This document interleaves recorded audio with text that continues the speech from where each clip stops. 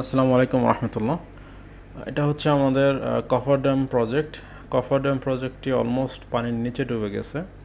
এটি রাজশাহী ওয়াসা water treatment প্ল্যান্টেরই একটি অংশ।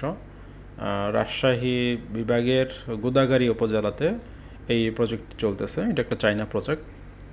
তো এখন কিন্তু একদমই প্রজেক্টটি পানির নিচেই ডুবে গেছে। আমি যদি জুম করে দেখাই আপনাদেরকে, দেখেন শুধু সাপোর্ট পাইপগুলো দেখা যাচ্ছে। মূল যে স্ট্রাকচার শিট পাইলে সেটা কিন্তু আর দেখা যাচ্ছে না। সাপোর্ট পাইপও একসময় আর দেখা যাবে না, হয়তো আর 15-20 দিন পর এই সাপোর্ট পাইপটাও আর আপনারা দেখতে পাবেন না, শুধু সিগন্যাল লাইট যেটা দেওয়া আছে সেটাই দেখা যাচ্ছে।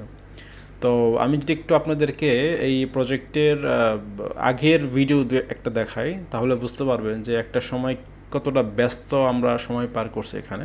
আমি একটু দেখাই আপনাদেরকে। তো দেখেন আপনারা এই ভিডিওতে এখানে কিন্তু একদম চতুর্দিকে শিট পাইল দিয়ে কিন্তু কফার ড্যাম তৈরি করা হয়ে গেছে, এবং কিন্তু আমরা এই নদীর মাঝখানে কাজ করতেছি।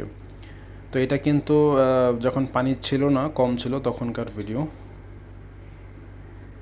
আর বর্তমান ভিডিওটা আপনারা দেখতেই পাচ্ছেন যে কি একটা অবস্থা। তো এটা আসলেই এখান থেকে আমরা মূলত পানি সংগ্রহ করব।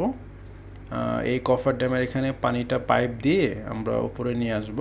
যতটুকু আপনারা সাপোর্ট পাইপ দেখতে পাচ্ছেন, ঠিক ওই জায়গাটাতে আমাদের পাইপ পর্যন্ত চলে যাব, ওই জায়গা পর্যন্ত। মাঝখানে আমাদের পিলার হবে। একদম নদীর তলদেশ থেকে পাইল ক্যাপ করে আমরা পিলারের স্ট্রাকচার তৈরি করব।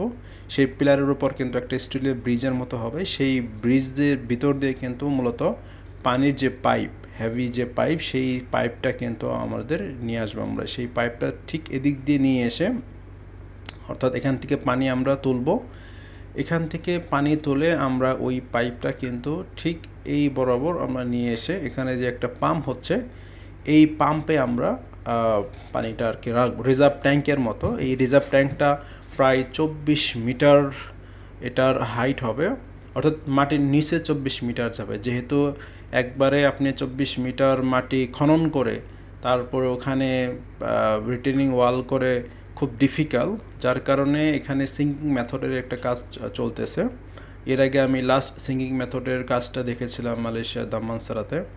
তো এখানেও সেম পদ্ধতিতে সিঙ্কিং মেথডের কাজ চলতেছে, অর্থাৎ 24 মিটার অর্থাৎ 12 মিটার করে এটা ঢালাই করে এরপর এক্সকাভেশন করে মাটির নিচে ডাবানো হবে। টোটাল 24 মাটির নিচে যাবে।